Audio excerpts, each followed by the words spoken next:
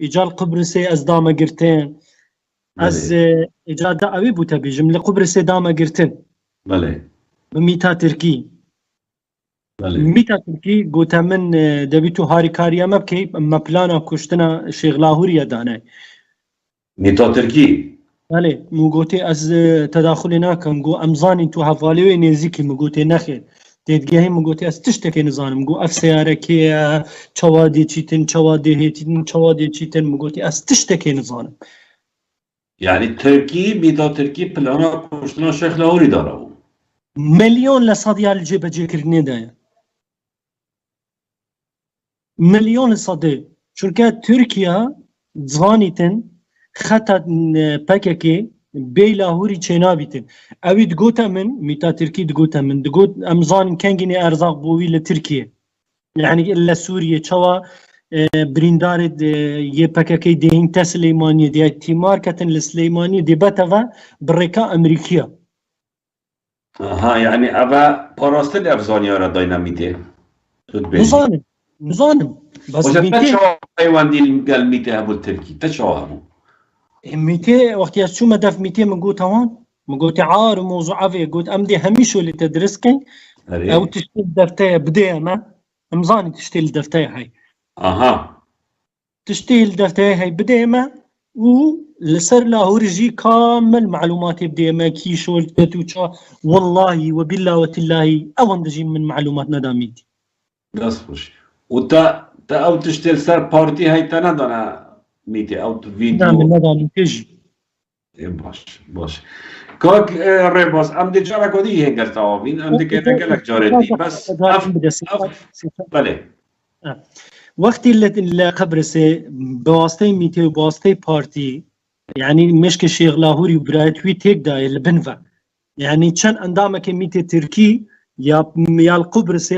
بيونديل قال لاهوري دروس كردي على اساس بو لاهوري شولت كان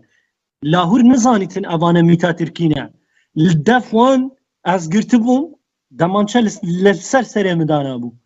قوتا من ام دنگيتا تنزيل كين تود بيجي ما لاهور اف تشتانت كتو افت كتو دنگي من تنزيل كربو بله وبشتي هنگيني بليتك بو من بريبو ترانزيت بليتك بو من بري ترانزيت قطر بغداد از ديبورت كرم إقامة من يا تركي بطال كر از ديبورت اسطنبول بو قطر ناف هر مطاركي كاغماكي تجي تزاني بشك هي يا مخابرات بش باراستن لحمي دنياي بشك انه مطاري هاي از شو مدف مخابرات اللبناني مخابرات حفو مخابرات يا قطري سبيدي بو جيش ما قطر يعني ساعات بينجو تشتاق 14 ساعات ترانزيتي من يا قطر بغداد او تشاوري من بغداد والله اللي قطر رئيس شو ما دفون من عار وموزحبو قوتي تفاصيل بوليسي قطري مقوتا بوليسي قطري مقوتي از فيدري ناتشم از داوي لاجي السياسة كم قوتا ما وقتي كورونيا والله ما تقبول كري بس نوكا ام ايميلك بو تركيا فريد كين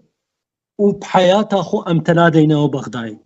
ملي مدير مخابرات قطري هات الدف من سبيد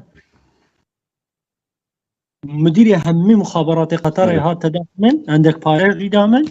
قال من رونيش قد يانو كان انتصال من العراق انه كان انتصاب ويهاتبون بريكت بزنس مان قطري بله هن فرق جي قال مدابون تياري كرد بون قال مهنا السجن ام بيك فدي بورد بوي كاغمكي او كابرايا رئيس مخابرات قطري اس حتى دمرم قوندري ما تشكم بيوندي بو يو اني فاكر بيوندي بو يو اني فاكر قال يو انا لبنان جو حرر لبناني از برم هنا من لبناني بليتك بو من بري الباتي بغداد بو لبناني از هناك من لبناني از ممنوني وانم دا يعني انه كان منها ويا صوره هي ويا يا صور من حميتش قوت يو ان كيل دومنيا كي بتمام بوكو جيت انه كجيت بيجمتا هر كسي كي تشتاق لمهات افا بارتيا و پاراستنه، او مال برزانیه، او نیها.